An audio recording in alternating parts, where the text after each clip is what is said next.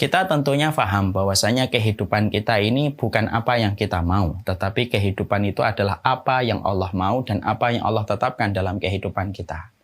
Terkadang banyak manusia ketika menjadi pelakon mereka lupa terhadap salah satu perkara yang sangat fundamental dalam hidupnya.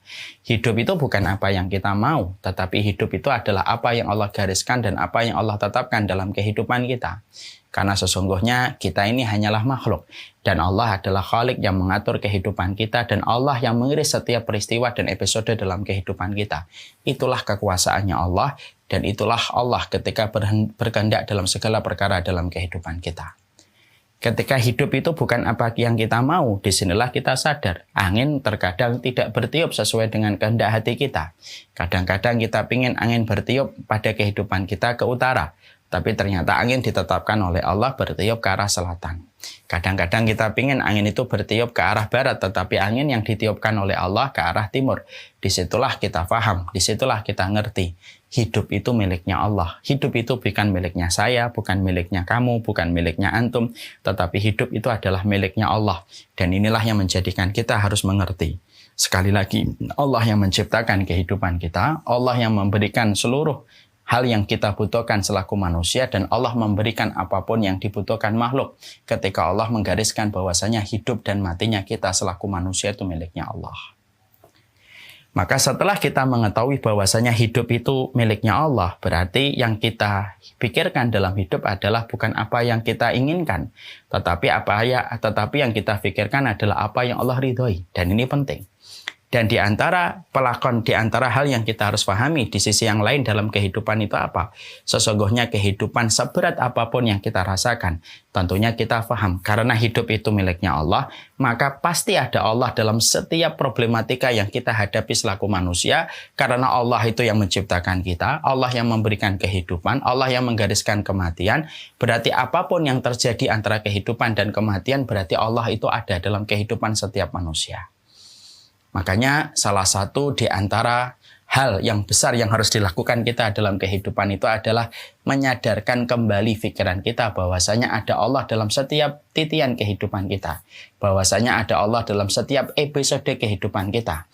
Karena siapapun yang mereka mengetahui dan mengimani bahwasanya Allah itu ada dalam kehidupan mereka, orang yang paling tenang dalam kehidupan mereka itu adalah orang yang mereka itu selalu yakin bahwasanya Allah bersama dengan mereka.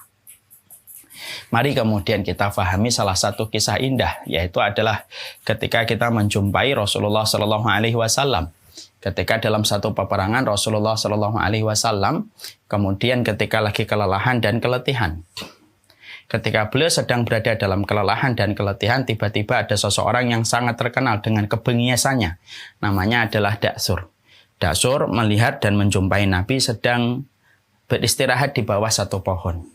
Maka kemudian Daksur mengendap-endap dengan pedangnya yang sudah terkenal bagaimana track recordnya Daksur ketika membunuh banyak orang di medan peperangan. Dia mendekati Rasulullah, lalu kemudian dia mengacungkan dan menghunuskan pedangnya kepada Rasulullah. Lalu dia berkata, siapa yang akan menghalangi kamu dari pedangku ini, wahai Muhammad? Rasulullah yang saat itu sedang istirahat karena kelelahan di dalam peperangan, Rasulullah kemudian tersentak sebentar, lalu melihat Daksur. Lalu kemudian segenap langsung Daksur, ketika Rasulullah melihat Daksur sudah menghunuskan pedangnya dan siap untuk mengebaskan pedang itu kepada beliau, maka pertanyaan itu dijawab oleh Rasulullah dengan tenang, tetapi penuh dengan keimanan. Yang akan melindungi aku adalah Allah Subhanahu wa Ta'ala. Kata-kata yang disampaikan Nabi bukan kata-kata lip service. Kata-kata yang diucapkan Nabi ini bukan kata-kata yang hanya terukir di lisan, tapi kata yang terendap di bawah bilik hati, lalu terangkat ke lisan dan menggetarkan ketika diucapkan. Daksur ketika mendengar kalimat Allah yang diucapkan oleh Nabi Muhammad, kalimat yang dia ingkari dan dia berbuat syirik kepada Allah yang diucapkan Rasulullah itu, maka tergetar itu kemudian tangannya Daksur dan kemudian jatuhlah pedangnya Daksur. Saat itu pula dipegang oleh Rasulullah, diambil pedangnya dan diucapkan kembali oleh Rasulullah kepada Daksur. Siapa sekarang yang akan melindungi kamu dari pedang ini?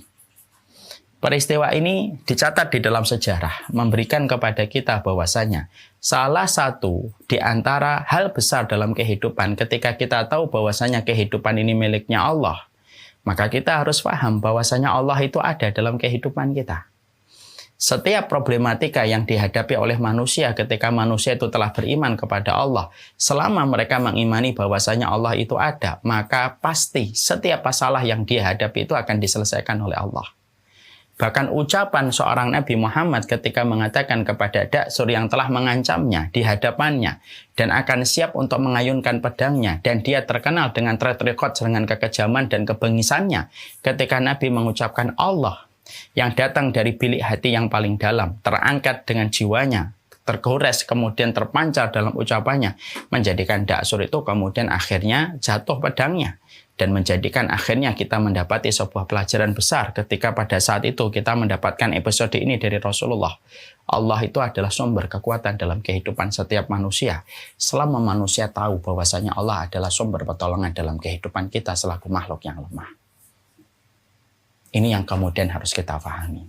Dan ini tidak boleh menjadi bahasa normatif, tapi ini harus menjadi bahasa yang terasah kuat di dalam hati, tertancap kuat di dalam jiwa, dan menggetarkan ketika diucapkan. Banyak orang yang mereka itu bisa mengatakan Allah dalam setiap perkara, tapi bisa jadi di dalam realisasinya dia tidak menghadirkan Allah dalam apa yang dia jumpai dan apa yang dia dapati. Ucapan Allah hanya sekedar lip sync. Bukankah orang munafik juga meyakini ada Allah? Bahkan mereka bersumpah atas nama Allah, ittakhadhu aymanahum junnatan fasaddu an sabilillah. Mereka menjadikan sumpah itu tameng untuk menyesatkan orang dari jalan Allah, padahal mereka bersumpahnya atas nama Allah. Dan ini merupakan pembeda. Sesungguhnya Allah ketika Allah itu hadir dalam kehidupan kita, bukan diucapkan hanya sekedar di lisan sepanjang lidah. Tapi itu harus datang dari bilik hati yang paling dalam, sebagaimana itulah ucapan yang diucapkan oleh Nabi di hadapan Da'sur. Dan peristiwa itu menjadikan Da'sur masuk Islam ketika yakin bahwasanya yang dihadapi adalah seorang Nabi dan Rasul, hanya karena Rasulullah mengatakan kalimat satu kata, Allah. Tapi kalimat itu menjatuhkan pedangnya Da'sur yang selama track recordnya pedang tidak pernah jatuh di tangannya Da'sur. Dan akhirnya Da'sur kemudian memeluk iman dan kemudian berislam.